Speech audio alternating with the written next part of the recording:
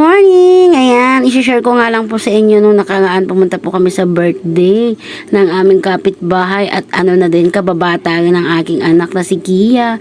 Ayan, mayroon nga rin siyang mga fa-event na 7 dance, 7 candles, 7 bills. Ayan, sobrang tuwa nga ni Kia dyan kasi sasayaw sila ng trending na yun ngayon na I'm a Barbie girl in my Barbie world. Fantastic. Ano daw? Fantastic. You can brush my hair and never ever wear. Imagination, astral respiration. Come on, Barbie. Let's a Barbie.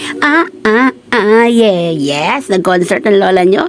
Ayan, yan nga 7 dance nga yan. Mga kapitbahay lang namin, friends niya. Yan, di ba? Ang sarap naman sa pakiramdam na nag-i-enjoy yung mga kids mo. May clown din yan. Ang team nga niya kasi ay Barbie. O, di ba? Pink na pink. Ang anak ko naman dyan ay sumayaw sila ng Barbie girl. Tapos, ang ate ko naman ay siya ay 7 gift. Ayan. Di ba? Ang saya. Ayan. Dito lang yan sa may court namin. Ayan. Dapat dito din sana mag-i-event yung anak kong si Kia. Kaya lang inisip ko sobrang pagod, nakakapagod, pero dagas nun ang kapalit ay kasiyahan ng ating mga anak. Ayan, di ba? Dati nga talaga wala namang mga ganito, pero ngayon kasi modern na ang panahon. Pero kahit anong mangyari, basta walang sakit ang ating mga kids, okay na okay yan, o di ba? Tapos sobrang tawa nga nila. I-upload ko sana yung dance na yan, kaya lang di ba bawal nga yung mga music. Tapos syempre pag may handaan, hindi mawawala ng kainan. Ito nga ang mga hinandog nila sa kanilang mga bisita dito, ang sweet area.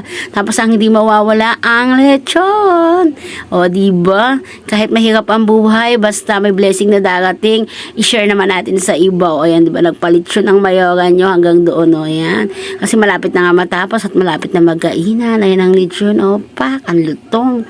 Ayan, ang sarap. Kasi ito ang mga ulam nila. Yan ang hindi mawawala ang kanin, syempre.